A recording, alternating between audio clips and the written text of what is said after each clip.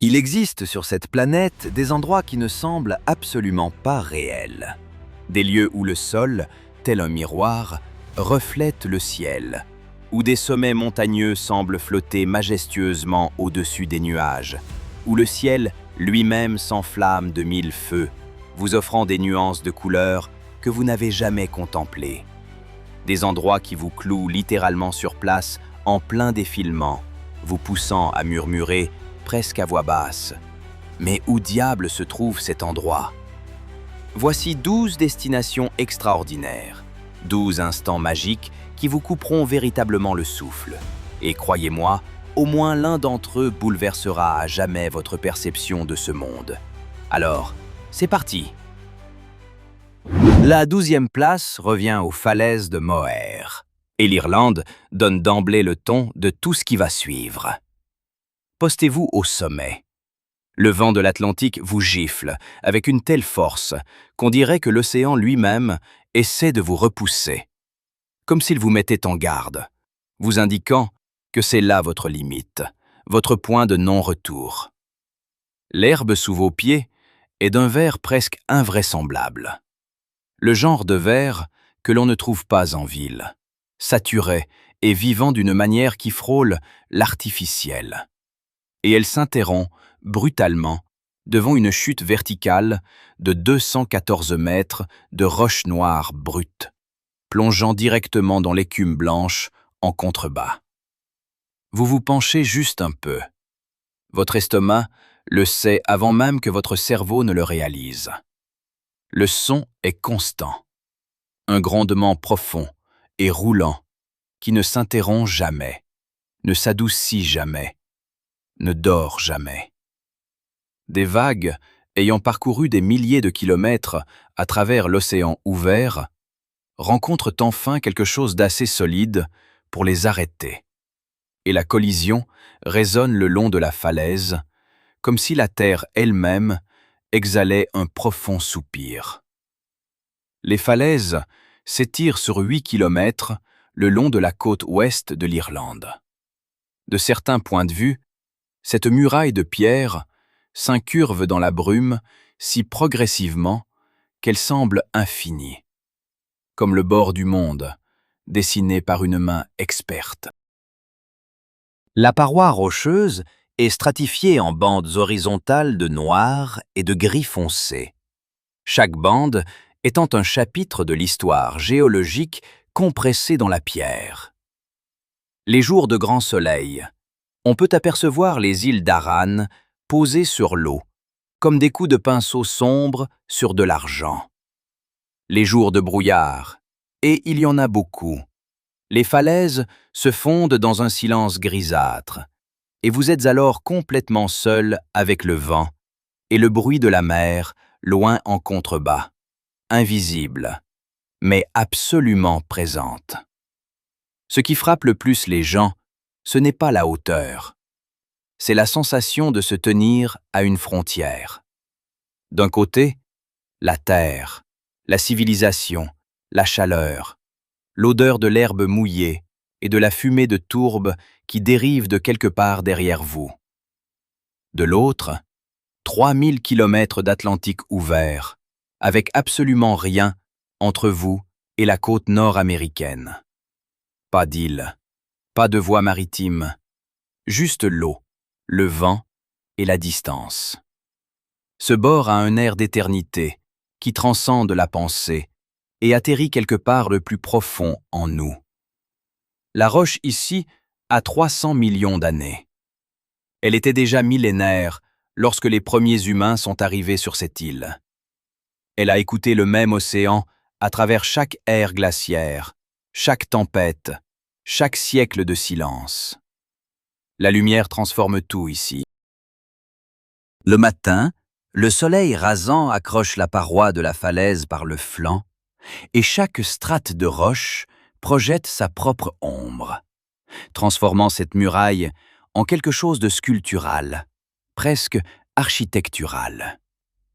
Au coucher du soleil, la pierre prend des teintes ambrées, puis rouge profond, et la mer en contrebas vire à la couleur du cuivre martelé.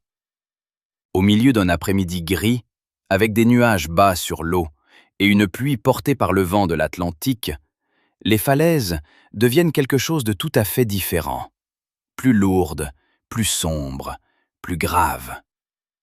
Chaque version de cet endroit est une peinture différente. La plupart des visiteurs y passent 20 minutes et s'en vont. Ceux qui restent plus longtemps, qui s'asseyent sur l'herbe, resserrent leurs vestes contre le vent et écoutent simplement, ce sont eux qui comprennent pourquoi cet endroit attire les gens vers cette côte depuis des siècles. Il y a quelque chose dans cette immensité qui fait taire tout en vous. Le bruit de la vie quotidienne, la liste interminable dans votre tête, le bourdonnement sourd de l'anxiété que la plupart d'entre nous portent sans s'en rendre compte. Tout s'arrête net, remplacé par le vent, remplacé par le bruit de l'eau contre la pierre qui est là depuis bien avant que quoi que ce soit de reconnaissable comme civilisation humaine n'existe. Et cette sensation, cette quiétude soudaine et inattendue au bord de quelque chose de colossal, c'est exactement le sens de tout ce voyage. La 11e place revient au champ de tulipes des Pays-Bas, et c'est ici que le voyage prend son premier virage inattendu.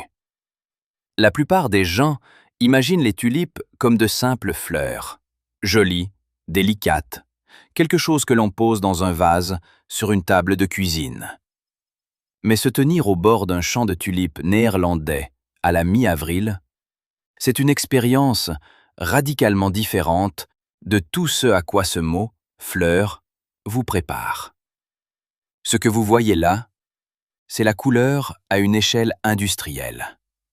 Des bandes d'un rouge pur et saturé courent parallèlement à des bandes d'un jaune éclatant, puis de blanc, de violet, puis d'un magenta profond. Chaque bande est parfaitement nette, parfaitement définie, s'étirant depuis l'endroit où vous vous tenez jusqu'à l'horizon plat, où elles finissent par se fondre en une seule ligne de couleur tremblante sous un ciel immense. Cela ne ressemble pas à de l'agriculture. On dirait que quelqu'un a pris un pinceau de la taille d'1 kilomètre et l'a traîné lentement sur la terre. Le parfum vous atteint avant même les couleurs, si le vent est favorable. Ce n'est pas ce à quoi vous vous attendez, ni lourd, ni sucré comme un parfum. C'est plus léger, plus frais, avec quelque chose de presque vert en dessous, comme l'odeur de la terre elle-même mêlée aux pétales. Vous l'inspirez, et quelque chose en vous s'apaise simplement. Les Néerlandais ont un mot, lente, pour cette qualité particulière de l'air printanier. En vous tenant dans ces champs, vous le comprenez sans avoir besoin de traduction. La région de Lys en est le cœur.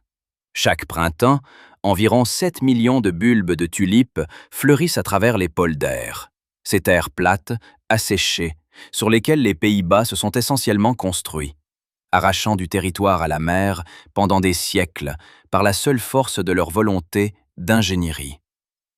Le simple fait que ce paysage existe est en soi une sorte de miracle. Une grande partie se trouve en dessous du niveau de la mer. Les moulins à vent, que vous voyez tourner lentement en arrière-plan, ne sont pas décoratifs. Ils font, et ont toujours fait, partie du système qui empêche cette terre de retourner à l'eau dont elle a été arrachée. Ainsi, les champs eux-mêmes portent l'histoire dans leur platitude. Ce qui rend les champs de tulipes visuellement extraordinaires n'est pas un élément unique. C'est la combinaison de l'échelle et de la géométrie. Les Pays-Bas sont réputés pour leur platitude, et cette platitude, qui dans d'autres contextes pourrait sembler monotone, devient ici une toile. L'horizon est grand ouvert. Le ciel occupe plus de la moitié de tout ce que vous voyez, et les ciels néerlandais en avril sont théâtraux. D'énormes nuages blancs se déplaçant rapidement sur le bleu, projetant des ombres qui courent à travers les champs et modifient les couleurs au fur et à mesure qu'elles passent. Un instant, la bande rouge est profonde et saturée. L'ombre arrive. Soudain, elle est bordeaux, presque noire. Le nuage avance. Rouge à nouveau. Les champs changent constamment, silencieusement. La saison est brutalement courte. 3 semaines, parfois 4.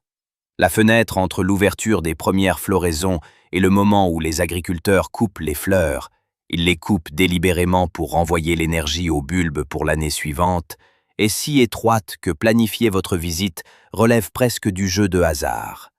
Les gens planifient des voyages 1 an à l'avance et arrivent pourtant 1 semaine trop tard, ne trouvant que des champs de tiges vertes et rien d'autre. Ceux qui arrivent au bon moment précis, un matin clair avec une lumière basse et dorée et les couleurs à leur apogée absolu, ceux-là ont tendance à le décrire comme l'une des choses les plus discrètement bouleversantes qu'ils aient jamais vues. Pas dramatique, pas terrifiant, ni même particulièrement grandiose, comme le sont les montagnes. Juste, une beauté à couper le souffle, presque insoutenable. Le genre de beauté qui vous donne envie de rester absolument immobile et de ne rien dire du tout. À la 10e place, nous trouvons Pamukkale, un nom qui, du turc, se traduit par « château de coton », et dès le premier regard, on comprend parfaitement pourquoi. Imaginez une colline dans le sud-ouest de la Turquie, d'environ 200 mètres de haut, entièrement recouverte de blanc.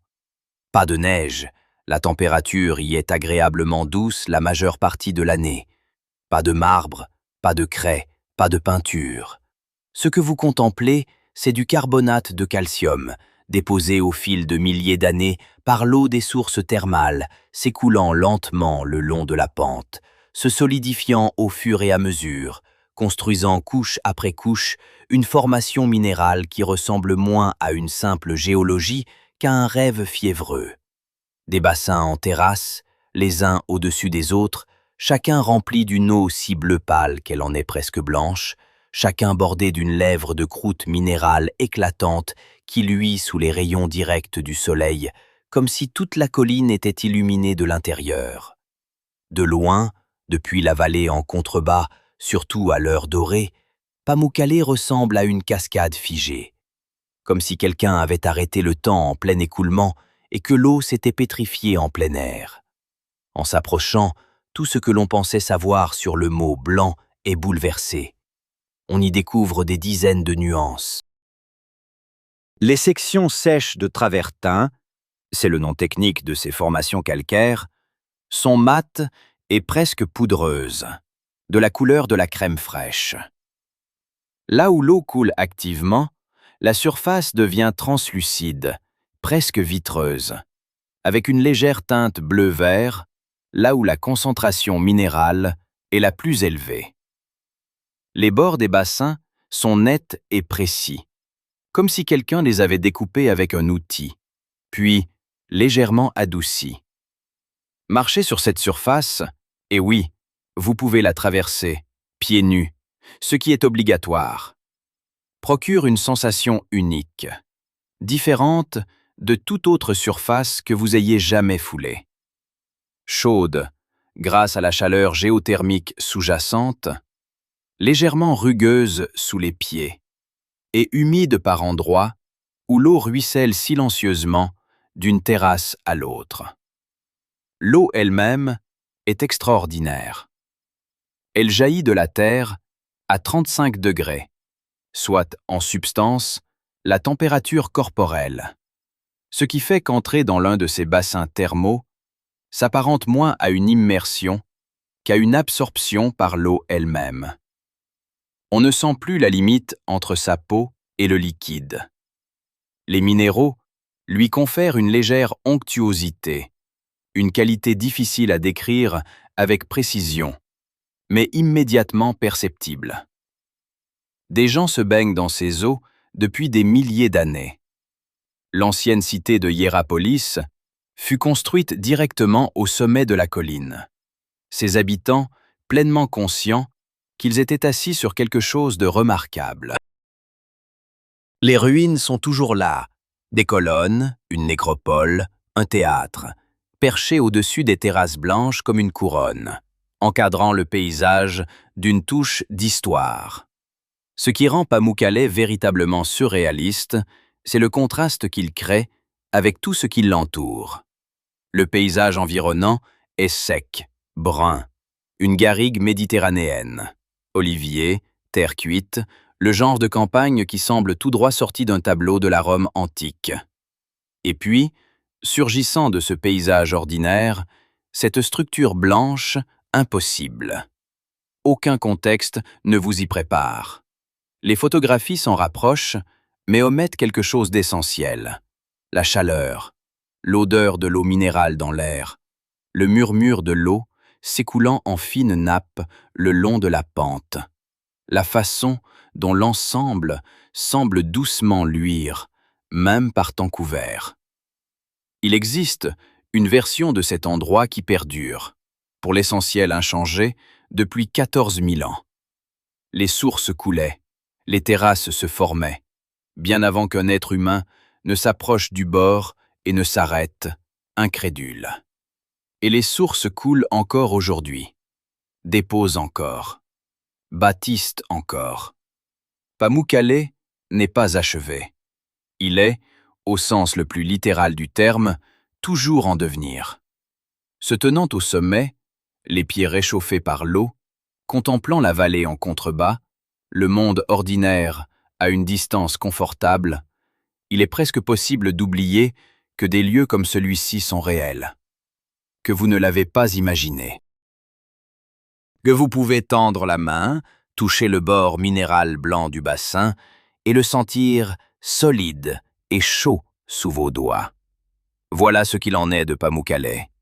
Il insiste pour être touché afin d'être cru.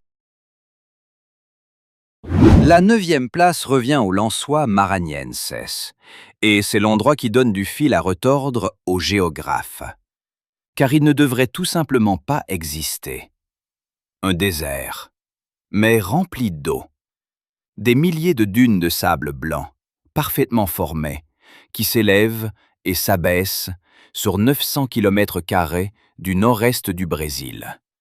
Et entre elles, éparpillées comme des fragments de ciel tombés, des lagunes d'eau de pluie cristalline dans toutes les nuances de bleu et de vert imaginables. Turquoise, émeraude, bleu cobalt profond, menthe pâle. Chacune différente, chacune reposant, d'une propreté incroyable, entre des murs de sable blanc pur, sous un soleil qui frappe tout de sa pleine intensité, sans aucun endroit où se cacher. Son nom signifie « bras de lit » en portugais. Vu d'en haut, et les photographies aériennes sont celles qui retournent l'esprit, c'est exactement à cela que ça ressemble. Un immense paysage de lin blanc, froissé et plié par le vent, trempé par endroits d'une eau si claire que l'on peut voir le sable en dessous avec une parfaite précision. Cela semble numérique. On dirait un rendu. C'est complètement, obstinément réel. Voici ce qui rend cet endroit scientifiquement étrange. Il reçoit trop de pluie pour être classé comme un désert. Et pourtant, presque rien n'y pousse. Le sable est si fin et si profond que l'eau de pluie ne peut pas s'y infiltrer. Au lieu de cela, elle s'accumule.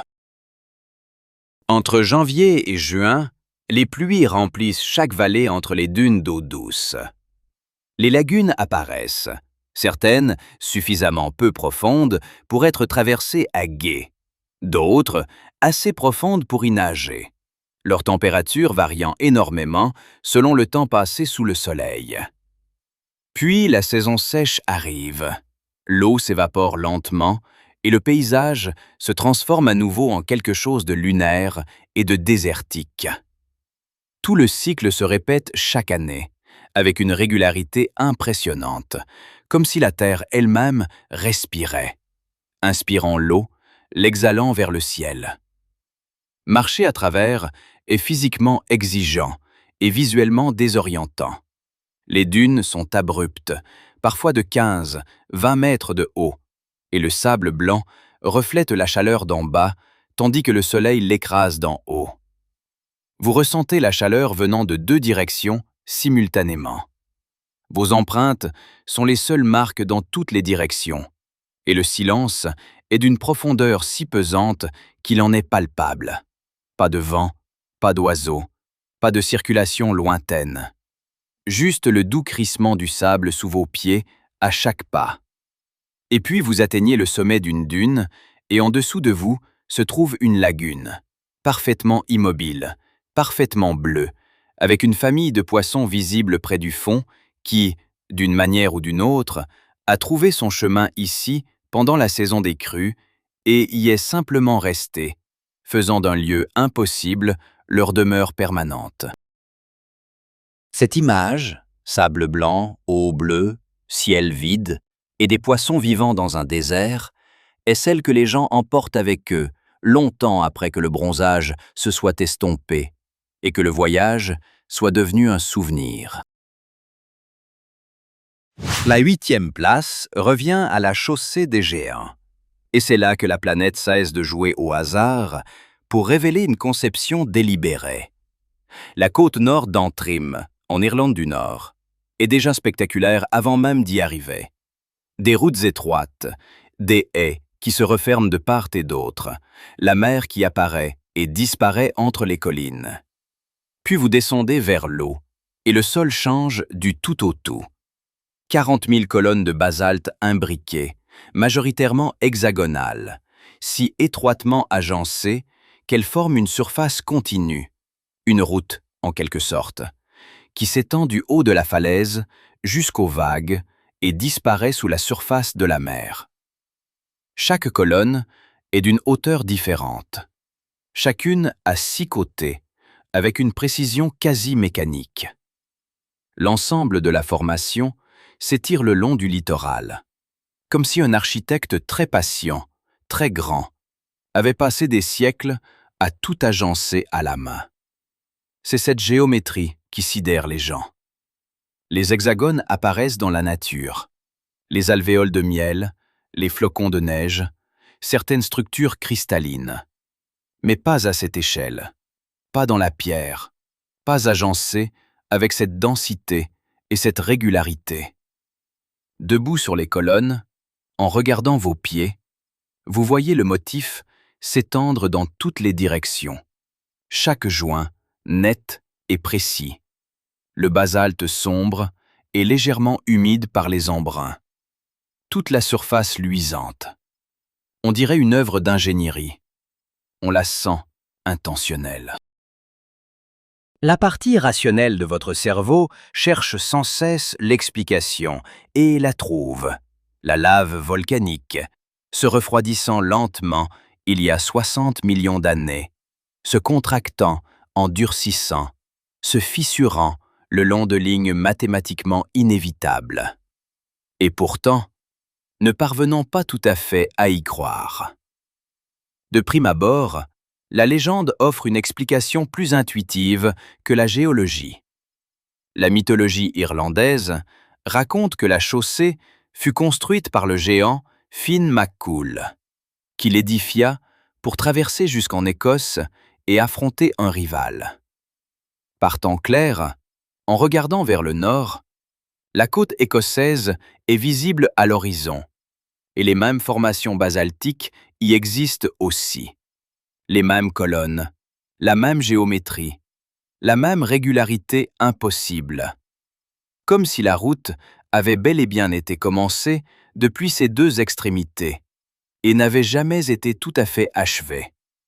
La science et le mythe aboutissent à la même image, par des chemins radicalement différents, ce qui est remarquable en soi. Le son, ici, est spécifique et inoubliable. Les vagues s'engouffrent entre les colonnes et l'eau trouve chaque fissure et chaque canal, produisant un bruit de cognement sourd. La pierre contre l'eau contre la pierre, qui résonne à travers toute la formation. Combiné au vent venant du canal du Nord et à l'odeur d'eau salée froide et de roches humides, l'expérience sensorielle ne ressemble en rien à celle d'un littoral typique. Ça paraît plus vieux, plus solennel. Comme si l'on se tenait au cœur de quelque chose qui existait bien avant le concept même de visiteur. La plupart des gens photographient les colonnes d'en haut, en plongeant le regard sur le motif. Ceux qui s'accroupissent se mettent à hauteur de la surface et regardent le long de la chaussée vers la mer. Ceux-là voient quelque chose de différent. Les colonnes s'éloignant en perspective, les vagues au-delà, l'eau gris-vert, la pierre sombre et le ciel. Un panorama qui ne ressemble en rien à la Terre, tout en lui ressemblant trait pour trait.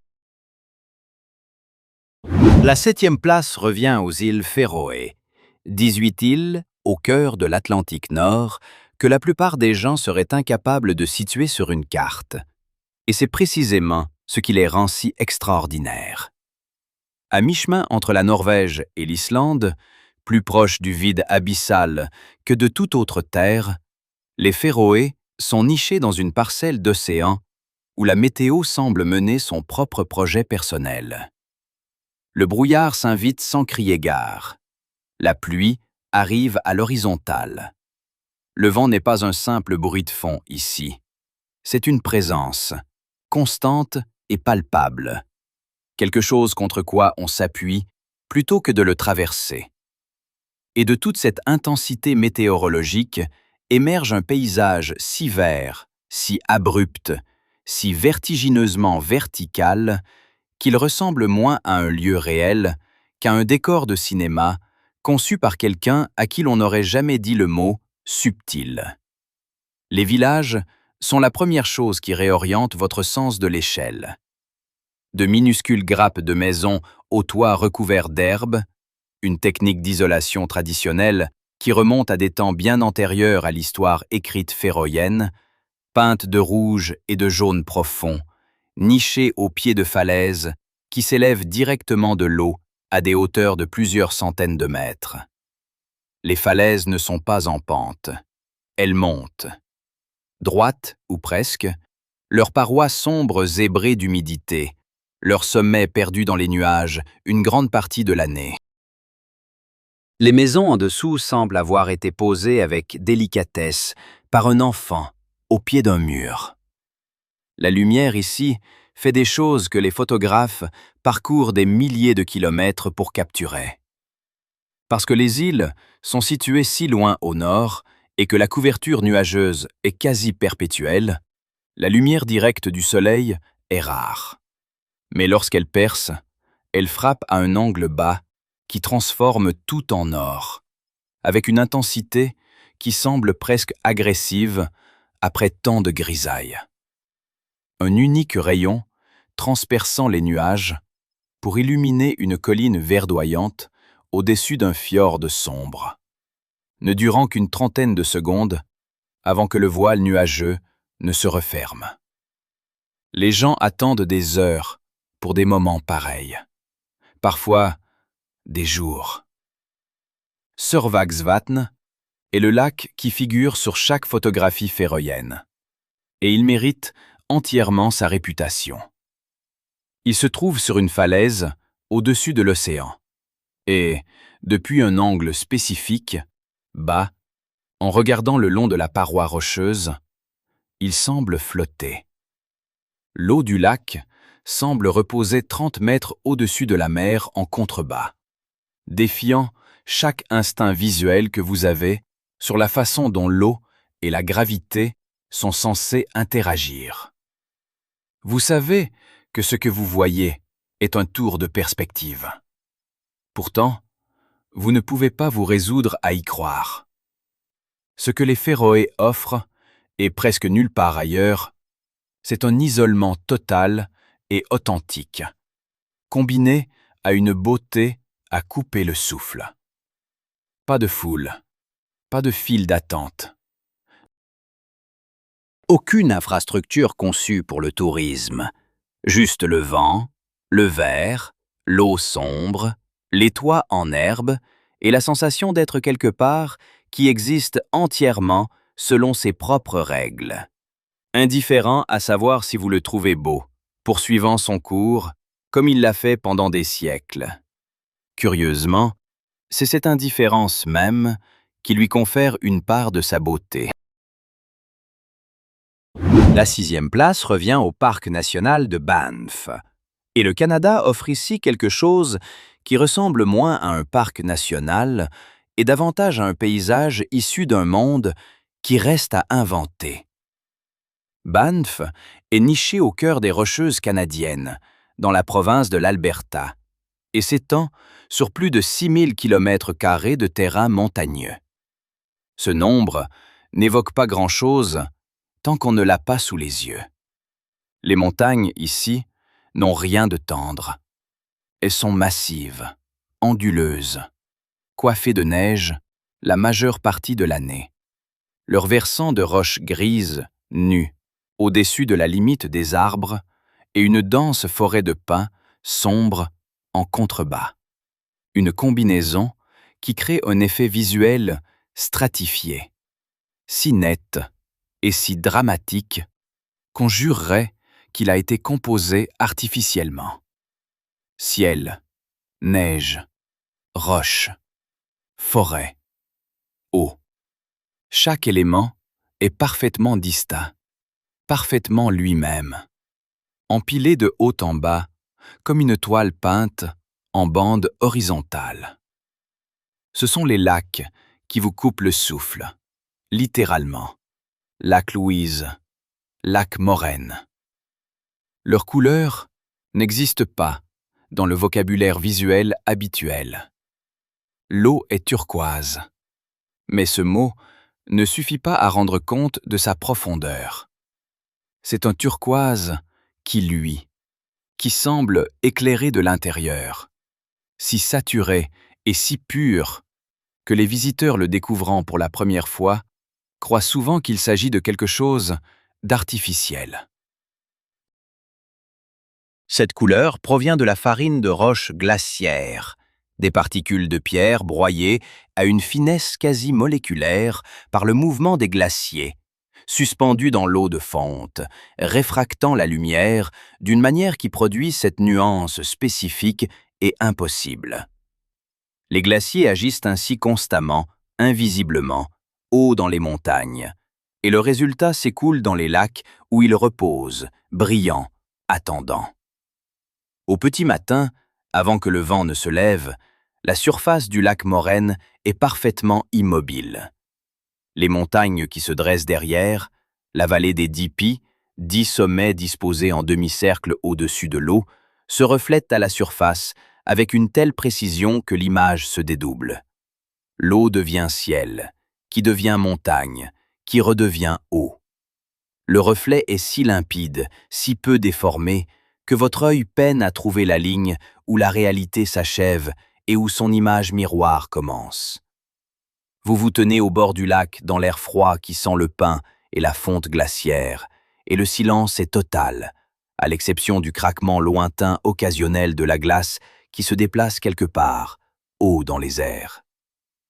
La faune évolue à Banff selon son propre rythme et sans grande préoccupation pour la présence humaine. Les wapitis traversent les routes sans hâte. Des ours apparaissent sur les flancs des collines à des distances qui semblent à la fois sûres et incroyablement proches. Des loups ont été aperçus sur les surfaces gelées des lacs en hiver, se déplaçant dans la lumière bleue de l'aube, comme quelque chose d'un autre siècle. La nature sauvage, ici, n'est pas gérée à une distance confortable. Elle est présente, immédiate. Elle respire. L'hiver transforme tout. Les lacs gèlent à une profondeur telle qu'elle permet de patiner sur des surfaces qui, en été, abritaient cette eau turquoise impossible. La neige recouvre la forêt jusqu'à ce que les branches de pin ploient sous son poids. Les montagnes deviennent blanches de la base au sommet. Et le silence s'approfondit en quelque chose de si complet qu'il en a une texture, un calme froid, pur, cristallin, que vous ressentez autant dans votre poitrine que vous l'entendez avec vos oreilles. Banff ne réclame aucune appréciation. Il est simplement là, à une échelle et avec une beauté qui font que l'admiration semble être la seule réponse possible. La 5e place revient au lac de Plitvice, et la Croatie répond à toutes les questions que vous auriez pu vous poser sur l'aspect réel du paradis. 16 lacs, reliés par des cascades, disséminés à travers un canyon boisé en Croatie centrale. Chacun se déversant dans le suivant à travers des voiles d'eau vive, avant de s'installer dans un calme si absolu qu'il en coupe le souffle. Le système descend progressivement à travers le paysage, lacs supérieurs, lacs inférieurs, perdant de l'altitude par une série de chutes qui vont de fins filets d'argent tombant de corniches moussues jusqu'à de larges cascades grondantes qui emplissent le canyon de sons et de brume.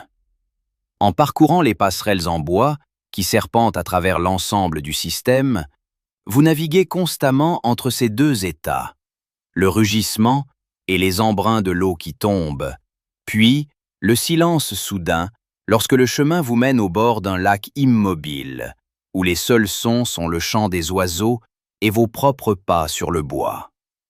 La couleur est ce à quoi aucune photographie ne peut vous préparer pleinement, même si les clichés de Plitvice sont partout et universellement époustouflants.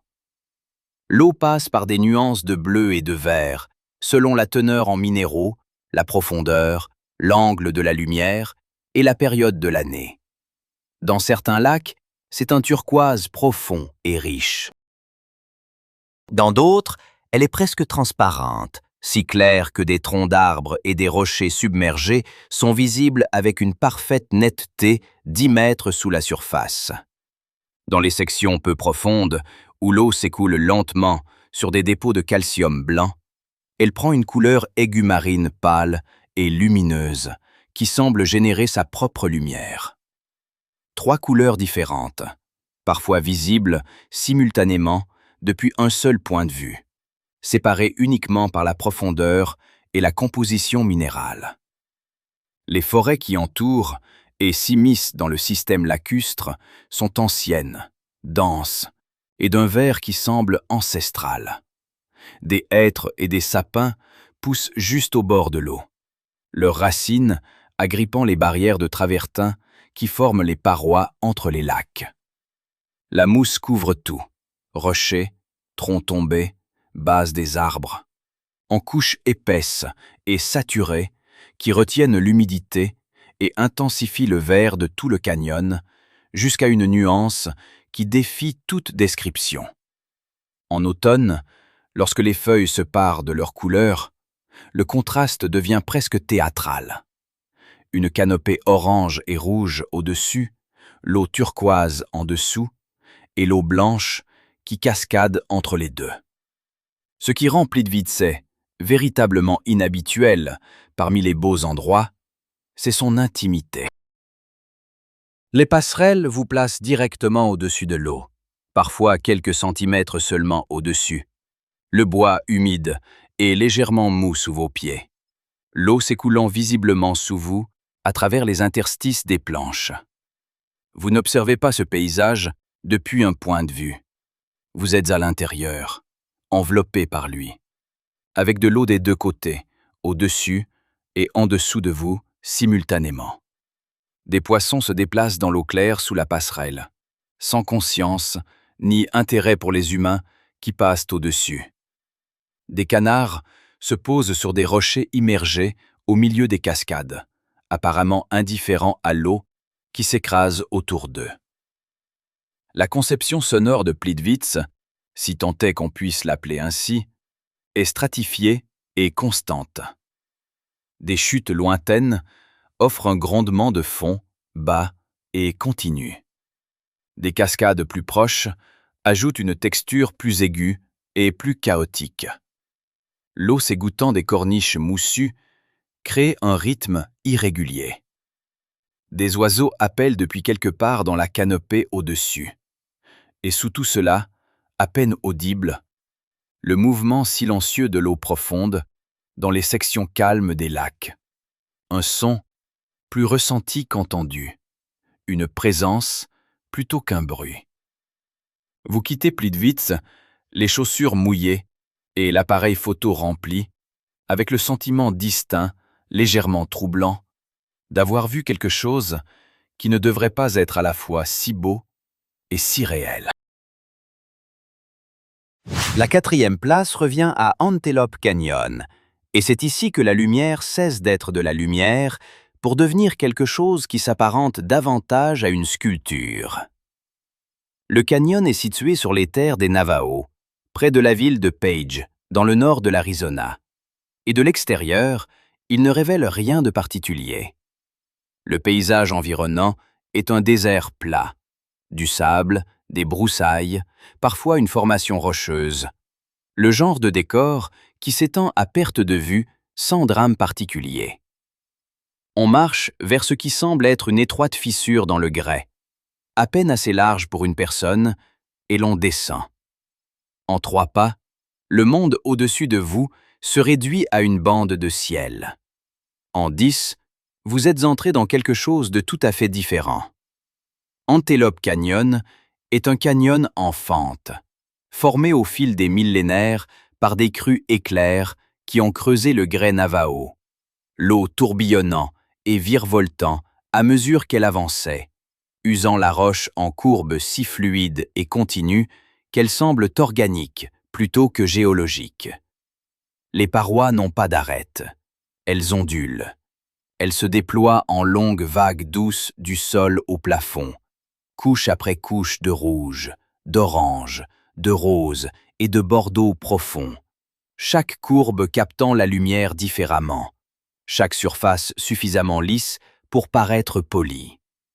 En passant la main le long de la paroi, chaude, légèrement granuleuse, le grès libérant une fine poussière au toucher, la roche semble presque douce. Comme si elle était encore en mouvement, très lentement, dans une direction que l'on ne peut pas vraiment identifier. La lumière pénètre par le haut, à travers l'ouverture étroite, et y fait quelque chose qu'elle ne fait nulle part ailleurs sur Terre avec une telle intensité. Elle tombe en faisceaux visibles, des colonnes d'apparence solide, composées de poussière illuminée, qui se déplacent sur les parois du canyon au fur et à mesure que le soleil progresse, transformant les surfaces d'une ombre profonde en un ambre ardent en quelques minutes. À midi, lorsque le soleil est directement au zénith et que les faisceaux sont les plus puissants, la lumière rebondit sur les parois courbes et inonde tout l'intérieur d'une lueur chaude et diffuse qui n'a pas de source unique. Le canyon s'illumine de lui-même. Les ombres et la lumière échangent constamment leur place, et les couleurs de la roche changent avec elle, l'orange devenant rouge, puis presque violet dans les ombres les plus profondes, avant de revenir à l'or lorsqu'un faisceau de lumière balaye la surface. Le son à l'intérieur est intime et chaleureux. Les bruits extérieurs, le vent, la circulation, les voix, disparaissent presque instantanément. À l'intérieur, le canyon possède sa propre qualité acoustique, une légère résonance qui rend tout plus silencieux et plus doux. Votre propre respiration sonne différemment. Les voix des autres visiteurs, même proches, semblent étouffées et lointaines. Le canyon absorbe le son de la même manière qu'il absorbe la lumière. Il l'accueille, le transforme et en restitue quelque chose de distinct. Les Navajos l'appellent Tsebiganilini, l'endroit où l'eau passe à travers les roches. Ce nom véhicule plus d'informations que n'importe quelle photographie. Cet endroit a été façonné par l'eau se déplaçant avec une force formidable à travers la pierre solide, et la preuve de cette force est présente dans chaque courbe, chaque surface lisse, chaque bande de couleurs superposée dans les parois. Des crues éclairs continuent de le traverser. Après de fortes pluies, le canyon se remplit d'eau déchaînée qui poursuit le travail de sculpture, poursuit la lente transformation de la roche. Le canyon n'est pas terminé. Chaque crue le modifie, imperceptiblement, d'une manière qui prendra des siècles à devenir visible. Se tenir à l'intérieur d'Antelope Canyon par belle lumière est l'une de ces expériences que les photographes décrivent comme impossibles à capturer avec précision. Et ils ont raison, et ils continuent d'essayer malgré tout. Parce que l'appareil photo voit les parois. Il manque la chaleur, il manque le silence. Il manque la sensation d'être au cœur de quelque chose d'ancien et de perpétuel, quelque chose qui était en formation bien avant votre arrivée et qui continuera de se former bien après votre départ. La troisième place revient à Zhangjiajie, où la Chine nous offre un spectacle visuel si extrême que des cinéastes, en quête d'un paysage pour un monde extraterrestre, sont venus ici et n'ont presque rien eu à modifier. Zhangjiajie se situe dans la province du Hunan, au centre-sud de la Chine. Les formations qui le caractérisent sont appelées des piliers de grès de quartzite. Cette description est exacte, mais totalement insuffisante. Ce que vous avez réellement sous les yeux, ce sont plus de 3000 colonnes de roches individuelles s'élevant verticalement du fond d'une vallée boisée. Certaines mesurent plus d'1 kilomètre de haut, avec des bases étroites, des flancs abrupts et des sommets plats et verdoyants, où des arbres ont miraculeusement réussi à s'établir, sans moyen apparent d'accès à l'eau ou à la terre. Elles surgissent en grappes ou solitaires, disparaissant dans les nuages, réapparaissant, puis s'évanouissant à nouveau. Les matins de brume dense, seules les cimes sont visibles. Des centaines de piliers, couronnés de verdure, flottant au-dessus d'une mer blanche de nuages, non reliés à quoi que ce soit, non ancrés à quoi que ce soit de visible, simplement présents dans l'air, à une altitude défiant toute logique intuitive. L'échelle de ce paysage met du temps à être assimilée. Votre cerveau possède des repères pour les montagnes, larges, en pente douce, continue. Il a des repères pour les falaises, un mur, un bord, une chute. Mais il n'a aucune référence fiable pour une colonne de roche isolée de 300 mètres de large à sa base et de plus d'1 kilomètre de haut, car un tel objet n'existe tout simplement pas dans la majeure partie du monde. Zhangjiajie oblige votre système visuel à construire de nouvelles catégories en temps réel. Et ce processus engendre un type particulier de vertige, qui n'a rien à voir avec la hauteur, mais tout à voir avec l'échec de vos attentes. La végétation rend le lieu encore plus étrange. Les piliers ne sont pas de la roche nue. Ils sont entièrement recouverts, flancs, sommets, chaque corniche et fissure disponible, d'une forêt subtropicale. Des arbres poussent horizontalement sur des surfaces verticales. Des lianes pendent de sommets qui semblent inaccessibles. Le verre est dense, sombre et continu, seulement interrompu par le gris de la roche exposée là où la paroi est trop abrupte pour que quoi que ce soit puisse s'accrocher. D'en haut, en regardant dans les vallées entre les piliers, vous apercevez une canopée, une surface verte ininterrompue, avec des murs de pierre qui s'élèvent à travers elle. D'en bas, en levant les yeux, vous voyez des murs de pierre s'élever vers des couronnes vertes, sur fond d'un ciel qui semble trop lointain et trop bleu pour être réel. Les nuages, ici, ne sont pas un simple arrière-plan. Ils sont des participants à part entière. La région reçoit des pluies importantes et l'humidité maintient une brume quasi permanente, flottant à travers les vallées et autour des piliers, et la lumière, filtrant à travers toute cette humidité, adoucit tout, transformant les arêtes de pierre dure en de simples suggestions, les piliers lointains en silhouettes, créant une profondeur et une stratification dans le paysage que la photographie à lumière plate est tout simplement incapable de reproduire. La tradition de la peinture de paysage chinoise, ces rouleaux verticaux avec des montagnes se dissolvant dans la brume, avec de minuscules figures humaines, naines, face à une géologie impossible, n'était pas de la stylisation. C'était de la documentation. Les peintres enregistraient ce qu'ils voyaient réellement. Un pont à fond de verre relie deux des sommets, et le traversé, le plancher transparent, révélant le fond de la vallée très en dessous. Les piliers s'élevant autour de vous à hauteur des yeux. Les nuages, glissant à travers les interstices entre eux, provoquent une sensation que le mot émerveillement effleure, sans jamais l'atteindre pleinement. Vos jambes savent des choses que votre esprit est encore en train de digérer.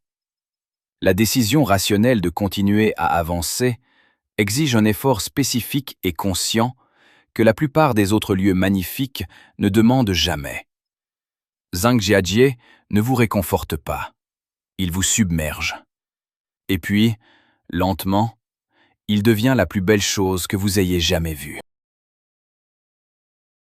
En deuxième position, nous avons le Salar d'Uyuni. Et la Bolivie nous offre ici un spectacle que le système visuel humain n'a tout simplement pas été conçu pour traiter. À une altitude de 3600 mètres, dans le sud-ouest de la Bolivie, s'étend la plus vaste étendue de sel de la planète.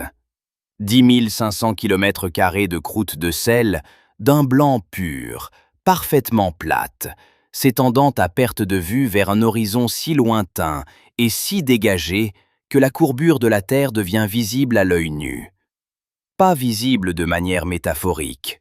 Non, réellement, mesurablement, géométriquement visible. L'horizon s'incline tout autour de vous, simultanément, et votre œil le capte, et votre cerveau, qui a passé toute votre vie à vous dire que la Terre est ronde, sans jamais vous en montrer la preuve, a soudain une évidence. Le sol lui-même démontre la forme de la planète. La version de cet endroit en saison sèche est déjà extraordinaire. La croûte de sel, d'une épaisseur variant d'1 à 10 mètres selon l'emplacement, reposant sur un gigantesque lac de saumure qui ne s'assèche jamais complètement, est d'un blanc aveuglant sous le soleil d'altitude. La lumière ici a une qualité différente de celle que l'on trouve au niveau de la mer. L'atmosphère est plus fine, l'intensité des UV plus élevée, et la réverbération de la surface salée ajoute une seconde source d'éclairage venant d'en bas. Les ombres se comportent différemment, les couleurs sont plus saturées. Le blanc du sel n'est pas le blanc du papier ou de la neige. Il possède une qualité cristalline, un léger scintillement de près où les cristaux de sel individuels captent et diffusent la lumière dans toutes les directions. Mais c'est la saison des pluies qui produit l'image qui a fait le tour d'Internet plus que presque toute autre photographie naturelle de l'histoire. Entre janvier et mars, une fine couche d'eau de pluie recouvre l'étendue de sel, parfois de quelques centimètres seulement de profondeur. Et cette couche d'eau peu profonde devient le plus grand miroir du monde. Le ciel se reflète à la surface avec une fidélité parfaite et sans distorsion. Des nuages apparaissent sous vos pieds. L'horizon disparaît. La distinction entre le haut et le bas, entre le ciel et le sol, entre le monde d'en haut et le monde d'en bas, cesse tout simplement d'exister. Vous êtes debout au milieu du ciel. Vous êtes entouré de nuages dans toutes les directions. Le reflet est si précis, si complet, que les photographies prises sur l'étendue pendant la saison des pluies nécessitent une rotation pour déterminer le sens du haut. Et la réponse n'est pas toujours évidente, même après avoir fait tourner l'image. Marcher sur la surface pendant la saison des reflets produit une dissociation difficile à décrire avec précision et impossible à anticiper. Vos pieds touchent quelque chose de solide. Vous pouvez sentir la résistance, entendre le léger crissement du sel sous la fine couche d'eau. Mais vos yeux vous indiquent que vous marchez à travers un ciel ouvert. Le cerveau reçoit simultanément deux signaux complètement contradictoires et ne peut les résoudre. Certains trouvent cela euphorique, d'autres trouvent cela brièvement terrifiant. La plupart des gens ressentent les deux, en succession rapide. Le silence ajoute une autre dimension. À 3600 mètres, au milieu de 10 000 km² de blanc, immaculé, il n'y a pas de barrière au vent, pas de végétation pour bruire, pas d'eau pour bouger. Quand l'air est immobile, le silence est absolu, d'une manière physiquement perceptible. Une absence totale d'informations acoustiques que les oreilles continuent de chercher sans les trouver.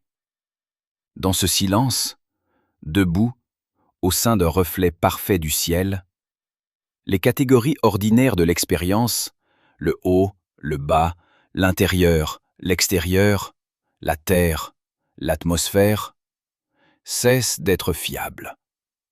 Pendant un instant, et c'est un instant véritablement vertigineux, le monde perd sa géométrie habituelle. Uyuni ne vous montre pas seulement quelque chose de beau. Il désassemble temporairement votre rapport à la réalité et vous en restitue les morceaux un par un. Et d'une manière ou d'une autre, de façon improbable, cela ressemble à un cadeau. Et la première place, le point culminant absolu de ce voyage, revient aux aurores boréales. Et c'est en Islande que l'on comprend pourquoi chaque civilisation humaine qui les a jamais vues a bâti un mythe autour d'elles. L'aurore boréale n'est pas un lieu, c'est un événement. Et cette distinction la place au-dessus de tout le reste de cette liste, car tous les autres lieux ici sont patients. Les falaises de Moher seront là demain. L'Antelope Canyon sera là l'année prochaine. Les aurores boréales apparaissent selon leur propre calendrier, suivent leur propre logique, ne répondent à rien ni à personne et disparaissent sans prévenir. On ne peut pas les réserver, on ne peut pas les garantir. On ne peut que se placer au bon endroit, au bon moment, sous le bon ciel et attendre. L'Islande est le bon endroit, suffisamment sombre en hiver, suffisamment au nord, avec des paysages qui encadrent le ciel de manière à transformer l'aurore d'un phénomène météorologique en quelque chose qui semble personnel. Des plages de sable noir volcanique où l'Atlantique se fracasse contre le sable sombre et où les lumières apparaissent au-dessus de l'eau, se reflétant sur la surface mouillée entre les vagues. Des cascades gelées avec des rideaux de verre se mouvant derrière la glace. Des champs de lave enneigés sous un ciel qui s'est complètement animé. Le paysage islandais est déjà dramatique, déjà d'un autre monde, et l'aurore au-dessus ne décore pas ce paysage. Elle le transforme en quelque chose qui n'a pas de catégorie adéquate. Les couleurs sont la première surprise pour les gens qui n'ont vu que des photographies. Le vert est le plus courant.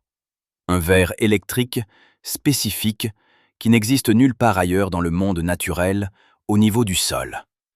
Une couleur que votre œil reconnaît comme fondamentalement différente de tout vert qu'il a rencontré auparavant. Lors des nuits intenses, le violet apparaît sur les bords, et le rouge plus haut, et occasionnellement un rose profond et saturé qui se déplace dans le ciel par pulsation.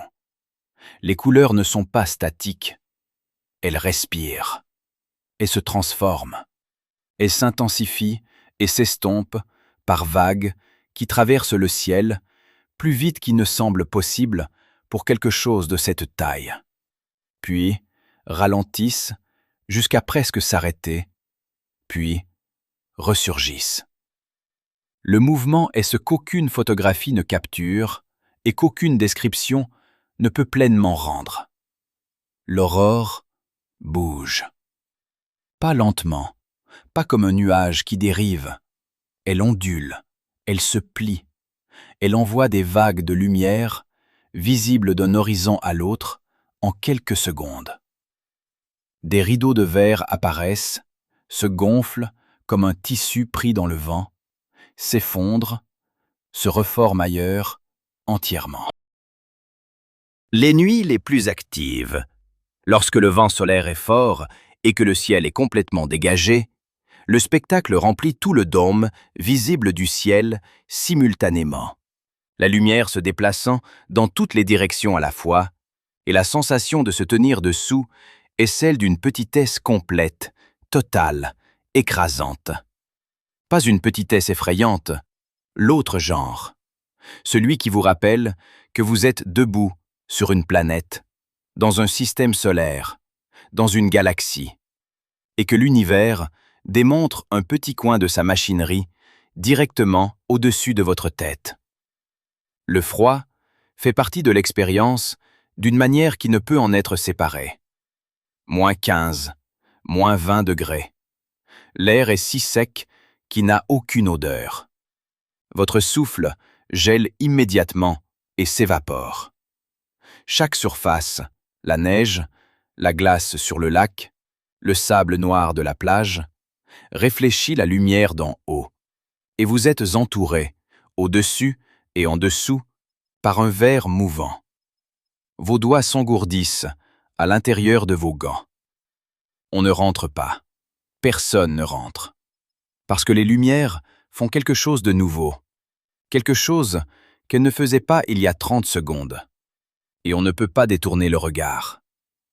Les gens qui voient les aurores boréales pour la première fois pleurent souvent. Pas de tristesse, pas de peur, mais d'une émotion qui n'a pas de nom précis dans la plupart des langues. Quelque chose aux alentours de la gratitude et de l'incrédulité, et la conscience soudaine, écrasante, que le monde est plus extraordinaire que la vie quotidienne le nous permet habituellement de nous en souvenir.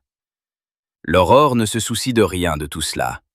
Elle poursuit son mouvement à travers le ciel, indifférente et magnifique, suivant les lignes invisibles du champ magnétique terrestre, brûlant de couleurs qui n'ont aucune raison d'être si belles.